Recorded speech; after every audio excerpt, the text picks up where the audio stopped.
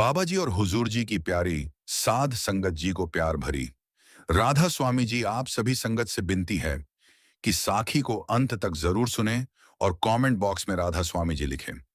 संगत जी, उस दिन की बात जब मेरे जीवन का हर पल मानो थम गया था, जब मेरी सांसें भी अपनी रफ्तार भूल गई थीं और मेरा दिल ऐसा धड़क रहा था मानो कोई भारी बोझ उस पर लदा हो। कोई ऐसा बोझ जो न तो मैं उठा सकती थी और न ही उसे उतार फेंकने का कोई रास्ता मुझे नजर आ रहा था। उस दिन जब मेरी आंखों के सामने मेरा पूरा जीवन एक फिल्म की तरह घूम गया था। हर दृश्य, हर पल, हर वह बात जो मैंने कभी सोची थी या नहीं सोची थी, सब कुछ उस पल मुझे याद आ रहा था। और मैं बस यही सोच रही थी कि आखिर इस सब का क्या मतलब है। आखिर क्यों मुझे इस पल से गुजरना पड़ रहा है। आखिर क्या वह समय नहीं आया जब मुझे अपने कर्मों का फल मिलना चाहिए था। पर जब मैंने अपने अंदर झांका तो मुझे कोई ऐसा बड़ा पाप नजर नहीं आया जिसकी सजा मुझे इस तरह मिल रही हो। मैं तो बस एक साधारण सी आत्मा थी, अपनी दुनिया में खुश, अपने सद्गुरु का सिमरन करती, अपने मन को शांत रखने की कोशिश करती। पर क्या यही सब कुछ था? क्या मेरी यह साधारण सी जिंदगी भी किसी बड़े फैसले का इंतजार कर रही थी? क्या मेरे छोटे छोटे कर्म भी किसी दिन मेरे सामने आकर खड़े हो जाएंगे और मुझसे हिसाब मांगेंगे? ये सोचते ही मेरे रोंगटे खड़े हो गए और मेरा मन ऐसा व्याकुल हो गया मानो कोई तूफान मेरे भीतर उठ खड़ा हुआ हो। पर उसी व्याकुलता के बीच मुझे अपने सद्गुरु की वह मधुर वाणी याद आई, जो वह हमेशा कहा करते थे। वह कहते थे कि बच्चे, इस दुनिया में जो भी होता है वह किसी न किसी कारण से होता है, और वह कारण हमारे अपने कर्म होते हैं। कोई भी कर्म ऐसा नहीं है जो बिना फल के रह जाए। जैसे बीज बोने पर पेड़ उगता है, वैसे ही हमारे हर कर्म का फल हमें कभी न कभी अवश्य मिलता है। पर सतगुरु ने यह भी कहा था कि इस फल से डरना नहीं चाहिए, बल्कि उसे स्वीकार करना चाहिए और उस पार जाने का रास्ता ढूंढना चाहिए। और वह रास्ता है सतगुरु की शरण, है भजन सिमरन, है सूरत को शब्द से जोड़ने की कला। जब मैंने यह बात दोबारा अपने मन में दोहराई तो मुझे एक अजीब सी शांति महसूस हुई, मानो कोई मुझसे कह रहा हो कि डर मत, सब ठीक हो जाएगा। बस एक बार अपने अंदर झांक और देख कि तेरे भीतर क्या है तेरा सच्चा सहारा, क्या है तेरी असली पहचान। और मैंने अपने भीतर झांका, उस गहराई में जहां कोई नहीं पहुंच पाता, जहां सिर्फ मैं और मेरा सद्गुरु थे। उस गहराई में मुझे अपने कर्मों का एक लंबा सिलसिला नजर आया। कुछ कर्म तो ऐसे थे जो मैंने जाने अनजाने में किए थे, कुछ ऐसे थे जो मैंने बड़े प्यार से किए थे, तो कुछ ऐसे भी थे जो मैंने गुस्से में या नादानी में कर दिए थे। पर वे सब वहां थे, मेरे सामने, मानो कोई बड़ा अदालत का कमरा हो और मैं उसमें अकेली खड़ी हूं, और मेरे सारे कर्म गवाह बनकर मेरी तरफ देख रहे हैं। उस पल मुझे एहसास हुआ कि यह वही क्षण है जिसके बारे में सद्गुरु हमेशा कहा करते थे। वह क्षण जब मनुष्य को अपने कर्मों का हिसाब देना होता है, पर वह हिसाब किताब की किताब में नहीं होता। वह हिसाब हमारी आत्मा के पटल पर लिखा होता है, और जब वह समय आता है तो वह पटल अपने आप खुल जाता है और हम उसे देखते हैं, उसे भोगते हैं और उसे सीखते हैं। मैंने उस पल अपनी आंखें बंद कर लीं और अपने सद्गुरु का सिमरन करने लगी। उनका नाम मेरे होठों पर आ गया, उनकी मूरत मेरी आंखों के सामने आ गई, और उनकी वह मीठी मीठी बातें, वह प्यार भरी डांट, वह हंसी, वह सब कुछ मुझे एक साथ याद आ गया। और मैंने सोचा कि अगर यह मेरे कर्मों का फैसला है तो मुझे इस फैसले को पूरे मन से स्वीकार करना चाहिए, क्योंकि सद्गुरु ने ही मुझे सिखाया है कि जो होता है अच्छे के लिए होता है। भले ही वह इस वक्त कितना भी कठिन क्यों ना लगे, पर वह हमें किसी न किसी रूप में हमारे सद्गुरु के ओर करीब ले जाता है। और जब हम सद्गुरु के करीब होते हैं तो कोई भी फैसला हमें डरा नहीं सकता, कोई भी कर्म हमें बांध नहीं सकता, क्योंकि सद्गुरु की कृपा उस कर्म को ऐसे पिघला देती है जैसे सूरज की किरणों के सामने बर्फ पिघल जाती है। मैंने उस पल सोचा कि मेरी साखी क्या है। क्या मैं उस आत्मा की तरह हूं जो अपने कर्मों से डरती है, या वह आत्मा हूं जो सद्गुरु के भरोसे अपने कर्मों को सहर्ष स्वीकार करती है। और उसी सोच के साथ मैंने अपनी आंखें खोली और उस फैसले का सामना करने का फैसला किया। चाहे वह फैसला कुछ भी हो, मैं उसे अपने सद्गुरु का एक तोहफा समझूंगी और उसे पूरी श्रद्धा से स्वीकार करूंगी, क्योंकि मुझे पता है कि इस फैसले के पीछे उन्हीं का हाथ है, उन्हीं की मेहर है और उन्हीं की बख्शिश है। और जब मैंने यह निर्णय लिया तो मुझे ऐसा लगा मानो मेरे अंदर का तूफान थम गया हो, मेरे मन की व्याकुलता शांत हो गई हो और मेरी सांसें अपनी रफ्तार वापस पा गई हूं। वह पल मेरे लिए बहुत बड़ा मोड़ था। उस पल मैंने सीखा कि कर्मों का फैसला सिर्फ बाहर नहीं होता, वह हमारे अंदर भी होता है। जब हम खुद को उस फैसले के लिए तैयार करते हैं, जब हम अपने मन को समझाते हैं कि जो हो रहा है वह सही हो रहा है, और जब हम अपने सद्गुरु को अपने साथ पाते हैं, तो वह फैसला चाहे जैसा भी हो, वह हमें कभी तोड़ नहीं सकता, बल्कि और मजबूत बना देता है। और यही मेरी साखी है, यही मेरी कहानी है, जो मैं आज अपनी प्यारी सखी को सुनाने जा रही हूँ। वह कहानी जिसने मुझे सिखाया कि कर्मों का फैसला कितना भी सख्त क्यों ना हो, अगर सद्गुरु की कृपा हो तो वह फैसला भी एक नई शुरुआत बन जाता है। और उसी नई शुरुआत के साथ मैंने अपनी जिंदगी को एक नया मोड़ दिया। एक ऐसा मोड़ जिसने मुझे मेरे सद्गुरु के और भी करीब कर दिया, जिसने मुझे भजन सिमरन की ताकत को और गहराई से समझाया, और जिसने मुझे बताया कि इस दुनिया का हर फैसला, हर न्याय, हर हिसाब, सब कुछ उसी सद्गुरु के हाथों में है, जो हमारी आत्मा के सच्चे मालिक हैं। और जब हम उनके साथ होते हैं, तो कोई भी फैसला हमें उसके डर से नहीं, बल्कि उसके प्रति आभार से भर देता है। क्योंकि हमें पता होता है कि वह फैसला हमें किसी न किसी रूप में हमारी मंजिल की तरफ ले जाने के लिए ही बना है। और अब जब मैं उस दिन के बारे में सोचती हूँ, तो मुझे अपने सतगुरु का वह चेहरा याद आता है, जो मुझे मुस्कुराकर कह रहा था कि डरना मत, मैं हूं ना। और उस भरोसे के साथ मैंने अपनी जिंदगी की सबसे बड़ी परीक्षा का सामना किया। और आज मैं उस परीक्षा को याद करके मुस्कुराती हूँ, क्योंकि उसी परीक्षा ने मुझे सद्गुरु की कृपा का असली मतलब समझाया। और उसी मतलब ने मुझे एक ऐसी आत्मा बना दिया, जो हर कर्म के फैसले को एक नई उड़ान की तरह देखती है, न कि एक अंत की तरह। और यही तो है सच्ची साखी, यही है सच्चा सिमरन, और यही है सच्ची भक्ति, जो हमें हर फैसले के पार ले जाती है। जहां सिर्फ हम और हमारा सद्गुरु होते हैं, और वहां कोई कर्म नहीं होता, कोई फैसला नहीं होता, सिर्फ एक अटूट प्रेम होता है, जो सब कुछ घोल कर एक कर देता है। और उसी प्रेम की तलाश में मैंने अपनी यह यात्रा शुरू की। और उसी यात्रा का यह एक छोटा सा हिस्सा है, जिसे मैं आज आपसे साझा कर रही हूं। तो चलिए, मेरी सखी, मेरे साथ इसी यात्रा पर चलिए, और देखिए कि कैसे कर्मों का फैसला भी एक दिन भजन सिमरन की रोशनी में पिघलकर एक सुंदर सपना बन जाता है, और हम उस सपने के सहारे अपने सद्गुरु के द्वार तक पहुंच जाते हैं, जहां कोई फैसला नहीं, बस एक अनंत शांति है, एक अनंत प्रेम है, और वही हमारी असली मंजिल है। सुनो सखी, अब मैं उस दिन की ओर गहराई में उतरती हूं, जब मेरे सामने कर्मों का वह पूरा खेल खुलकर आया था। मानो आसमान से कोई बड़ा सा पर्दा उठ गया हो, और मैंने अपनी पिछली जन्मों की सारी कहानियां, सारे कर्म, सारे संस्कार, सब कुछ अपनी आंखों के सामने देख लिया हो। वह दृश्य इतना जीवंत था, इतना वास्तविक, कि मैं यह सोचती रह गई कि क्या यह सब मेरे साथ हुआ है? क्या मैं उन सब घटनाओं की नायिका हूं, जो मैंने अपने सामने घटित होते देखी? और जैसे जैसे वह दृश्य आगे बढ़ रहा था, वैसे वैसे मेरे मन में एक अजीब सी बेचैनी और एक अजीब सी शांति दोनों एक साथ पैदा हो रही थी। बेचैनी इसलिए क्योंकि मैं देख रही थी कि मैंने कितनी गलतियां की हैं, कितनी बार मैंने किसी का दुख किया है, कितनी बार मैंने किसी की भावनाओं को कुचला है, और कितनी बार मैंने अपने अहंकार के आगे सब कुछ बलिदान कर दिया है। और शांति इसलिए क्योंकि मैं यह भी देख रही थी कि उन सब गलतियों के बावजूद, उन सब कर्मों के बावजूद, मेरे सद्गुरु की कृपा मुझ पर कभी नहीं छूटी। वह हर पल मेरे साथ थे। हर गलती पर वह मुझे अपने प्यार से समझाते थे। हर बार जब मैं गिरती थी तो वह मुझे उठाते थे, और हर बार जब मैं भटकती थी तो वह मुझे सही रास्ता दिखाते थे। यह देखकर मेरी आंखों से आंसू बह निकले। वे आंसू न तो दुख के थे और न ही खुशी के। वे आंसू उस एहसास के थे, जो किसी के असीम प्रेम को देखकर पैदा होते हैं। वह प्रेम जो हमारी सारी कमियों को, हमारे सारे कर्मों को, हमारी सारी सीमाओं को एक तरफ रखकर भी हमसे वैसे ही प्यार करता है, जैसे एक माँ अपने बच्चे से करती है।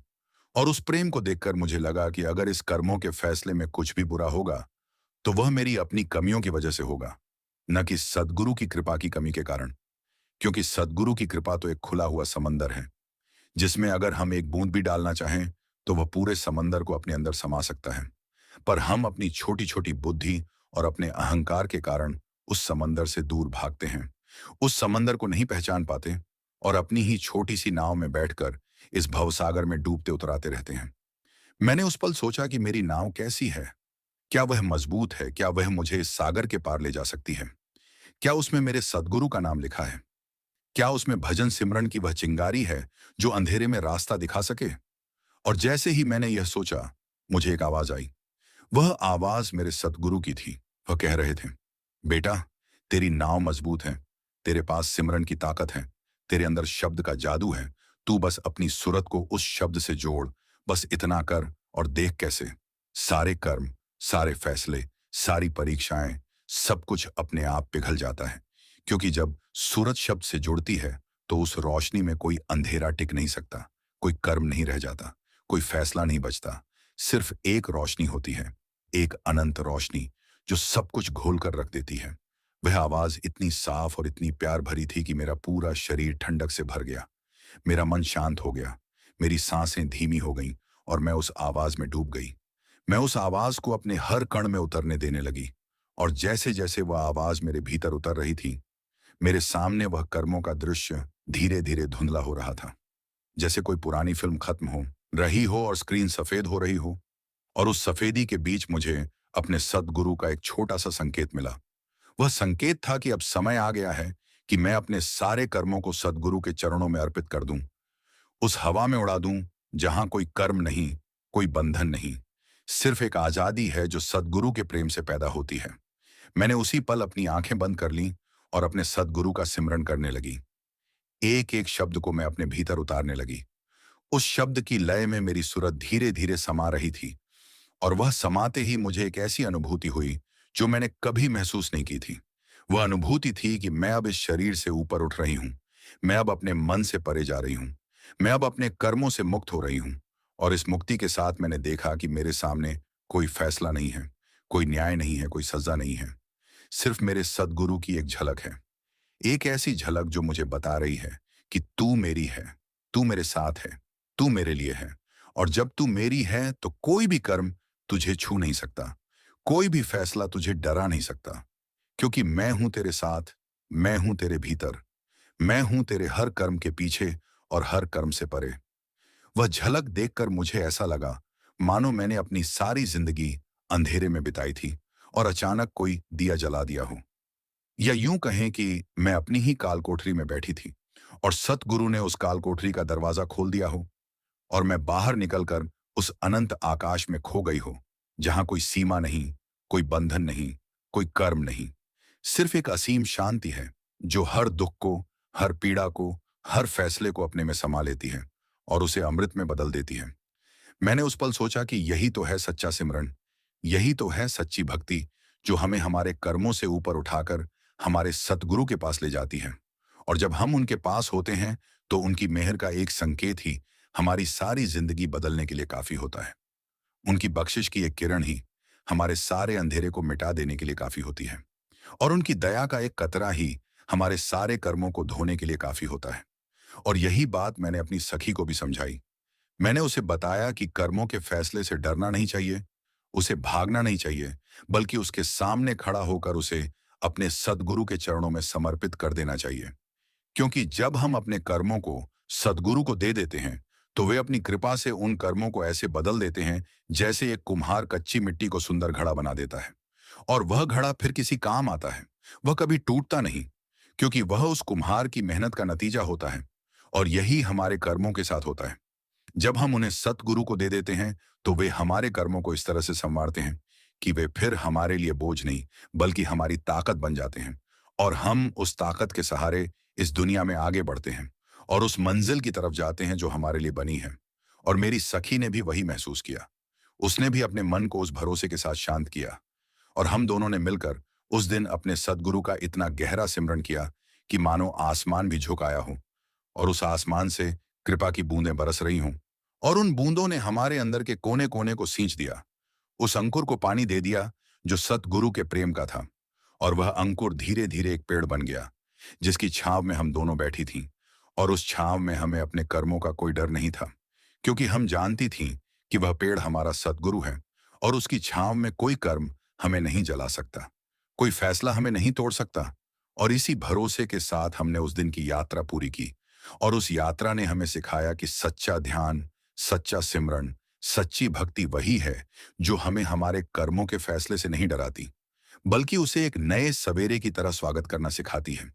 क्योंकि हर सवेरा अपने साथ एक नई उम्मीद लाता है, और वह उम्मीद सद्गुरु की कृपा का आशीर्वाद होती है, जो हमें हर मुश्किल से पार ले जाती है और हर फैसले को एक नई शुरुआत बना देती है।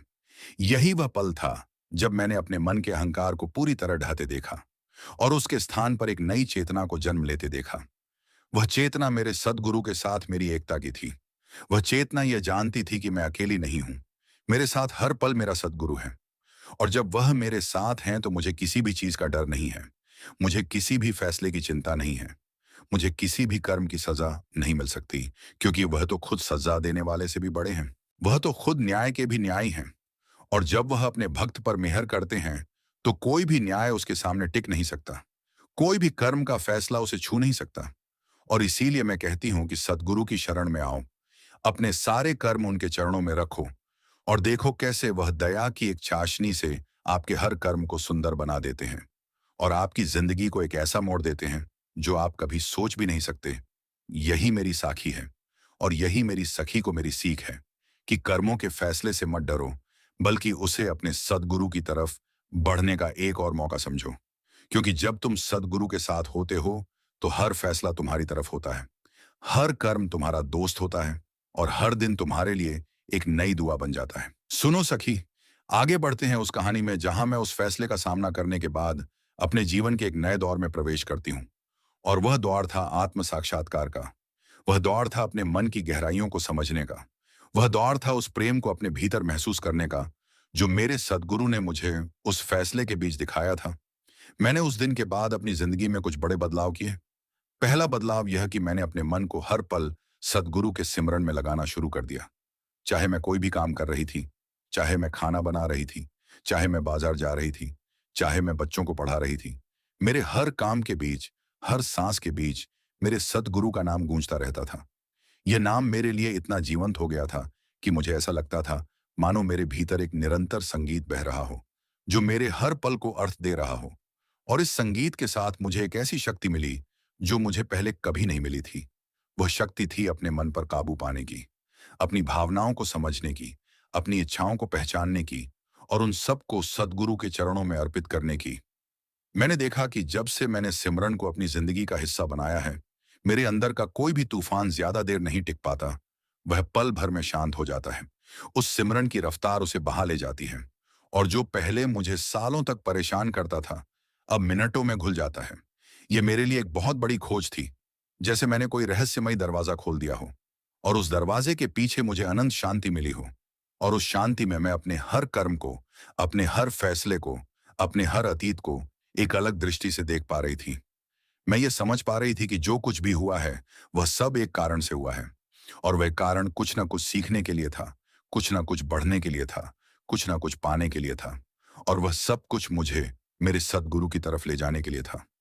यह सोचकर मुझे उस दिन एहसास हुआ कि अगर मैं उस कर्म के फैसले से क्यों डरती थी, वह तो सिर्फ मुझे जगाने का एक साधन था।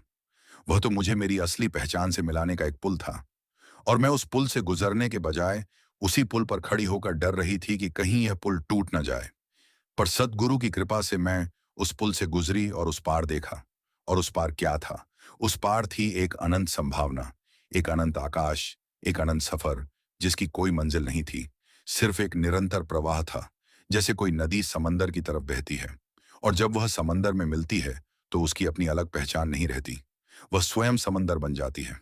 और मैंने उस दिन ठान लिया कि अब मैं भी उसी नदी की तरह बहूंगी, अपने सद्गुरु की तरफ, उस अनंत सागर की तरफ, जहां मेरी अपनी पहचान नहीं रहेगी, सिर्फ मेरा सद्गुरु रहेगा। और उसी राह पर चलते हुए मुझे कई मुश्किलें भी आईं। कई बार ऐसा हुआ कि मेरा मन भटका। कई बार ऐसा हुआ कि मुझे बहुत अकेलापन महसूस हुआ। कई बार ऐसा हुआ कि मुझे लगा कि मैंने गलत रास्ता चुन लिया है। पर हर बार मेरे सद्गुरु ने अपनी कृपा की एक किरण भेजी, किसी न किसी रूप में, किसी न किसी शब्द में, किसी न किसी भावना में।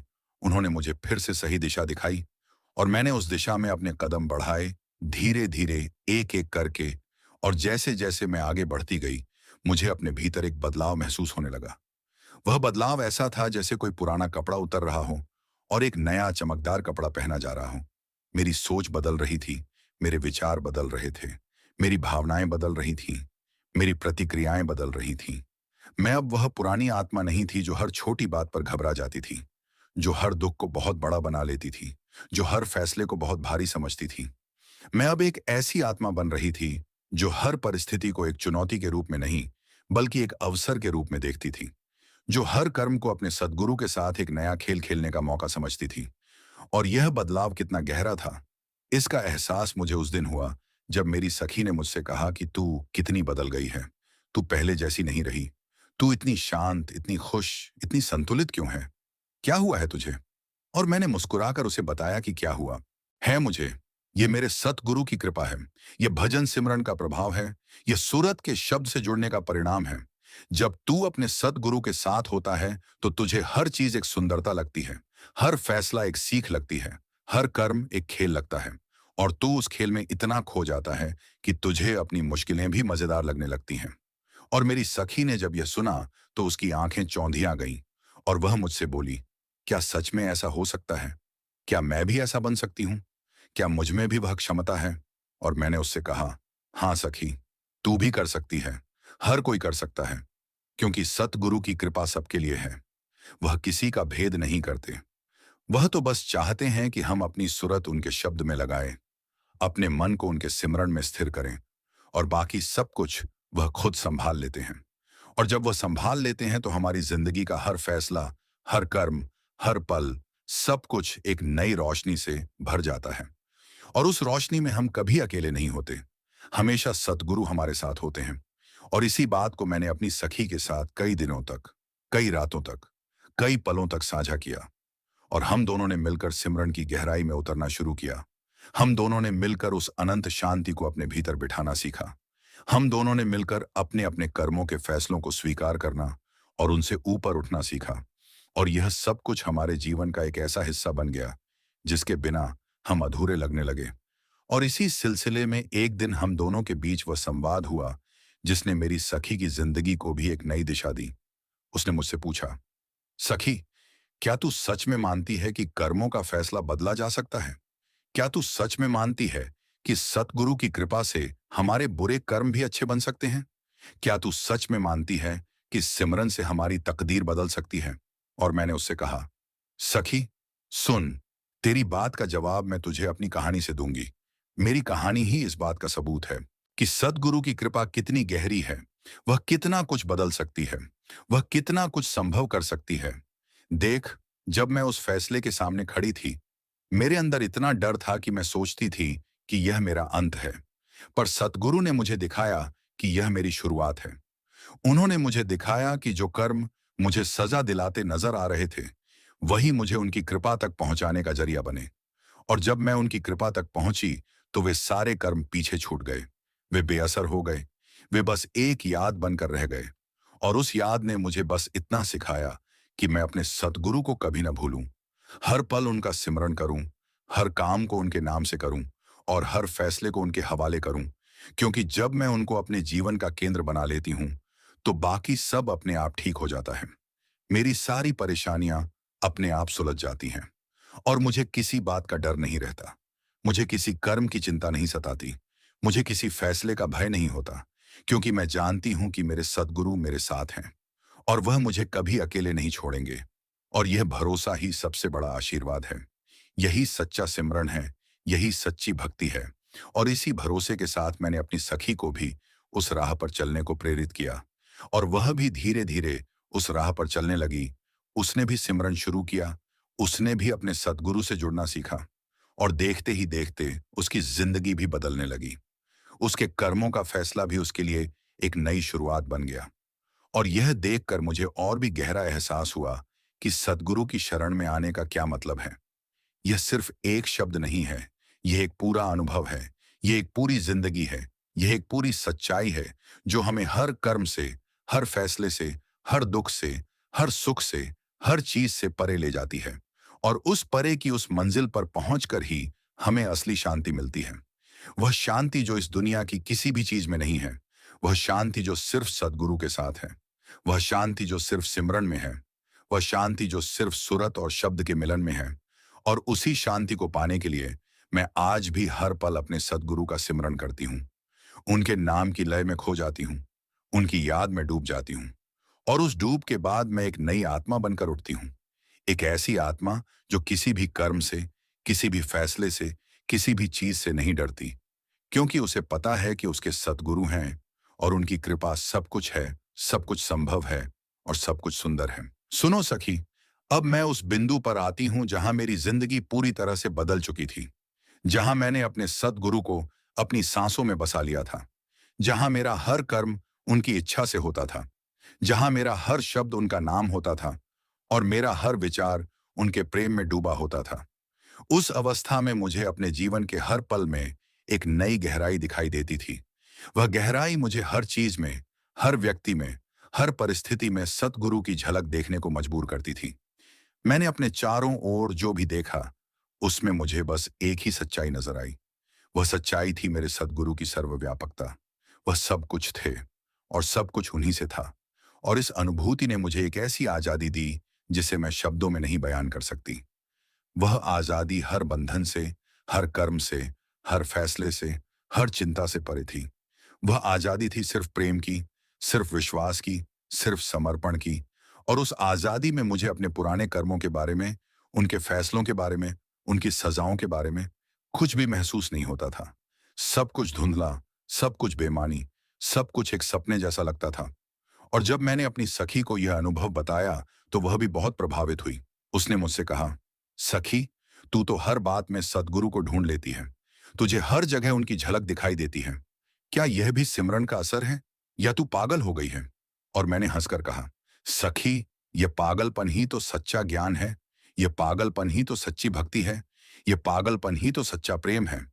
जब तू किसी से इतना प्यार करती है कि उसके सिवा कुछ नजर ना आए, तो वह पागलपन ही तो कहलाता है। और यह पागलपन ही तो हमें उस मंजिल तक पहुंचाता है जहां हमें अपने कर्मों का कोई डर नहीं होता, अपने फैसलों का कोई भय नहीं होता, क्योंकि हम जानते हैं कि हम किसके हैं और जिसके हम हैं वह खुद सब कुछ है। उनकी कृपा सब कुछ है, उनकी बख्शिश सब कुछ है, उनकी दया सब कुछ है। और जब सब कुछ उनके हाथों में है, तो हमें किसी बात की चिंता नहीं करनी चाहिए। बस उनका सिमरन करना चाहिए, उनके साथ रहना चाहिए, उनमें खो जाना चाहिए। और इसी भावना के साथ मैंने अपने दिनों को, अपनी रातों को, अपने हर पल को भजन सिमरन से भर दिया। मैंने अपनी सुरत को शब्द से जोड़ने की कोशिश की और वह कोशिश धीरे धीरे सफल होने लगी। मुझे अपने भीतर एक आवाज सुनाई देने लगी। वह आवाज मेरे सद्गुरु की थी। वह मुझे बुला रहे थे, मुझे अपनी तरफ खींच रहे थे और मैं उस आवाज की तरफ दौड़ती चली गई। बिना किसी डर के, बिना किसी संकोच के, बिना किसी झिझक के मैंने उस आवाज को अपने भीतर उतार लिया और उस आवाज ने मुझे एक ऐसी ऊंचाई पर पहुंचा दिया जहां से मुझे अपने सारे कर्म, अपने सारे फैसले, अपनी सारी जिंदगी बहुत छोटी दिखाई देने लगी। जैसे कोई पहाड़ की चोटी पर खड़ा होकर नीचे गांव को देखता है, तो वह गांव बहुत छोटा दिखता है। वैसे ही मुझे मेरी सारी चिंताएं, मेरे सारे कर्म, मेरी सारी परीक्षाएं बहुत छोटी, बहुत तुच्छ, बहुत महत्वहीन लगने लगी। और मैं समझ गई कि सद्गुरु की कृपा कितनी बड़ी है। वह हमें ऐसी ऊंचाई दे सकती है जहां हमारी सारी समस्याएं, सारी मुश्किलें, सारे फैसले बस एक धूल कण मात्र रह जाते हैं और हम उस धूल कण को उड़ते हुए देखते हैं, बिना किसी प्रभाव के, बिना किसी दुख के, बिना किसी पीड़ा के। और इस एहसास ने मुझे इतना हल्का, इतना खुश, इतना पूर्ण बना दिया कि मैंने अपनी सखी से कहा, देख, अब मुझे किसी कर्म से कोई डर नहीं है, क्योंकि मुझे पता है कि मेरे सद्गुरु मेरे साथ हैं। वह मेरे हर कर्म को अपने प्रेम से छू देते हैं और वह कर्म फिर कर्म नहीं रहता। वह एक आशीर्वाद बन जाता है, वह एक उपहार बन जाता है, वह एक दुआ बन जाता है। और जब कर्म आशीर्वाद बन जाता है, तो उसका कोई फैसला नहीं होता, क्योंकि आशीर्वाद को किसी फैसले की जरूरत नहीं होती।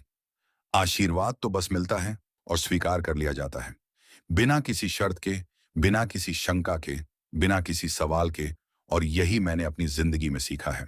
यही मैं अपनी सखी को सिखाना चाहती हूँ और यही मैं हर उस आत्मा से कहना चाहती हूँ जो अपने कर्मों के फैसले से डरती है, जो अपने अतीत की गलतियों के बोझ तले दबी है, जो अपने भविष्य की अनिश्चितता से घबराती है। मैं उनसे कहती हूँ कि सद्गुरु की शरण में आओ, उनके सिमरन में लग जाओ, उनके शब्द में अपनी सूरत जोड़ दो और देखो कैसे आपके सारे कर्म, सारे फैसले, सारी मुश्किलें, सब कुछ एक नई रोशनी में बदल जाता है, एक नई सुबह में बदल जाता है, एक नई उम्मीद में बदल जाता है। क्योंकि सद्गुरु की कृपा हर पल हमारे साथ है, हमारे अंदर है, हमारे आसपास है, हमें बस उसे पहचानना है, उसे महसूस करना है, उसे स्वीकार करना है और उसी स्वीकार के साथ आगे बढ़ना है। और जब हम आगे बढ़ते हैं तो पीछे छूटते हैं सारे कर्म, सारे फैसले, सारी चिंताएं, और आगे होती है बस एक रोशनी, एक अनंत रोशनी जो हमें अपनी तरफ बुलाती है, हमें अपने अंदर समाती है और हमें अपना हिस्सा बना लेती है।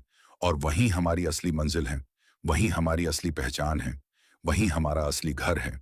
और इस घर की यात्रा में सबसे बड़ा साधन है सिमरन, सबसे बड़ा सहारा है भजन, सबसे बड़ी ताकत है सद्गुरु का नाम।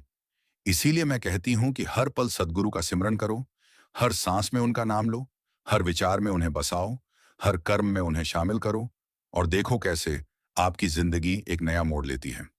कैसे आपके कर्मों का फैसला आपके खिलाफ नहीं, बल्कि आपके साथ होता है। कैसे आपकी हर मुश्किल आपकी ताकत बनती है और कैसे आप हर परीक्षा से पार होकर एक नई ऊंचाई पर पहुंचते हैं। और यह ऊंचाई कोई भौतिक ऊंचाई नहीं है, यह आत्मिक ऊंचाई है, यह मानसिक ऊंचाई है, यह आध्यात्मिक ऊंचाई है। और इस ऊंचाई पर पहुंचने के बाद आपको अपने कर्मों का कोई डर नहीं होता, क्योंकि आप जानते हैं कि आपकी असली पहचान उन कर्मों से परे है, आपकी असली आत्मा उन फैसलों से परे है, आपका असली घर उन सज्जाओं से परे है। और उस परे की यात्रा में आपके साथ सिर्फ आपके सद्गुरु होते हैं और वह आपको कभी अकेले नहीं छोड़ते। वह आपको हमेशा सहारा देते हैं, हमेशा रास्ता दिखाते हैं, हमेशा अपने प्यार से सुनो भर देते सखी, हैं। अब और आई यही हूं मैं मेरी अपनी सखी की साखी साखी के है, उस अंतिम और यही पड़ाव मेरी पर, अपनी साखी है, जहां मैंने अपने जो मैंने पूरे इस जीवन दुनिया को में आकर एक नए इस जीवन दृष्टिकोण को से देखना देखकर सीख लिया इस था। सफर को तय जहां करके, मैंने अपने इस हर सिमरन कर्म, को अपनाकर, हर फैसले, इस सद्गुरु हर की कृपा परिस्थिति को को पाकर बस एक सीखी है खेल की तरह और स्वीकार इसी कर सीख लिया के था। साथ मैं आगे और बढ़ती उस हूँ खेल में अपनी मैं मंजिल की अपने तरफ, सद्गुरु के उस साथ आनंद खेल की रही थी, तरफ, जहां बिना कोई किसी कर्म नहीं, जीत या हार कोई की फैसला चिंता के, नहीं, बस बिना एक किसी शांति है, पुरस्कार या एक सजा के प्रेम डर है, के, एक बस सद्गुरु खेल है रही थी और वही और सब कुछ खेल है। का आनंद ले रही थी। उस अवस्था में मुझे अपने कर्मों का कोई भय नहीं था, मुझे अपने फैसलों का कोई डर नहीं था, क्योंकि मैं जानती थी कि यह सब सद्गुरु की इच्छा से हो रहा है। और उनकी इच्छा ही सबसे बड़ी सच्चाई है, उनकी इच्छा ही सबसे बड़ा न्याय है, उनकी इच्छा ही सबसे बड़ा कर्म है। और इस एहसास के साथ मेरी जिंदगी इतनी सुंदर हो गई, इतनी सरल हो गई, इतनी शांत हो गई कि मैं उस शांति को शब्दों में नहीं बयान कर सकती। वह शांति हर पल मुझे घेरे रहती थी, हर सांस में वह शांति महसूस होती थी, हर विचार में वह शांति झलकती थी। और मेरी सखी ने जब यह शांति मुझ में देखी तो वह बहुत हैरान हुई। उसने कहा, सखी, तू तो ऐसी लगती है जैसे तुझे कोई दुख ही नहीं है, जैसे तेरी जिंदगी में कोई मुश्किल ही नहीं है, जैसे तू हर फैसले से, हर कर्म से, हर परीक्षा से परे है। और मैंने मुस्कुराकर कहा, सखी, ऐसा ही है। अब मुझे कोई दुख नहीं है, कोई मुश्किल नहीं है, कोई परीक्षा नहीं है, क्योंकि मैंने अपने सद्गुरु को अपने जीवन का केंद्र बना लिया है। मैंने उन्हें अपना सब कुछ दे दिया है और अब मैं कुछ भी नहीं हूं, सिर्फ उनकी हूं। और जब मैं उनकी हूं तो मुझे क्या डर, क्या चिंता, क्या परेशानी, सब कुछ वह अपने हाथों में ले लेते हैं।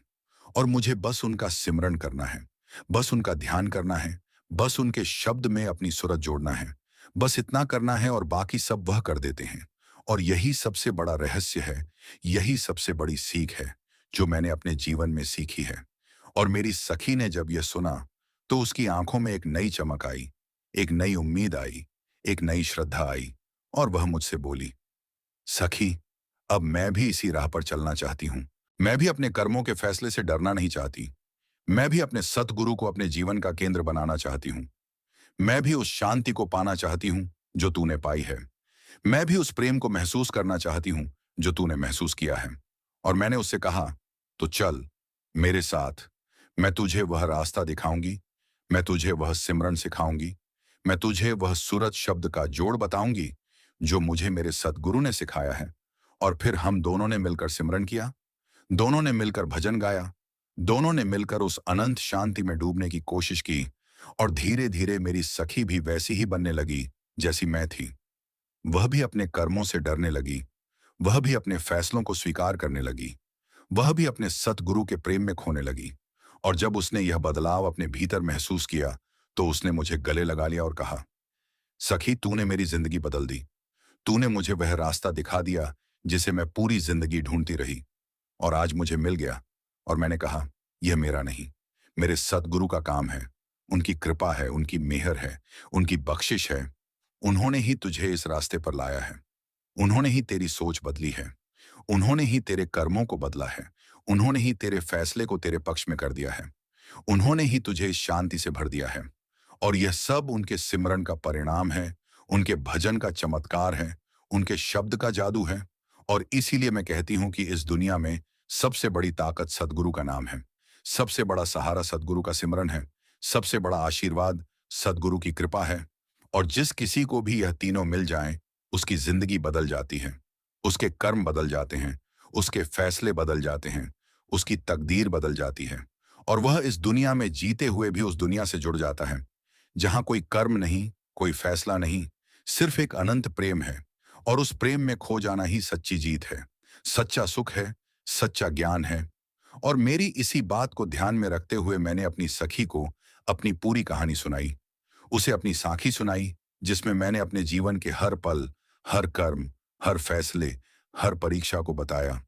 और बताया कि कैसे मेरे सद्गुरु ने मुझे उस हर पल में अपनी कृपा दिखाई, अपनी मेहर बरसाई, अपनी बख्शिश की, और मुझे उस अंधकार से बाहर निकाला और उस रोशनी में ले गए जहां कोई अंधकार नहीं है।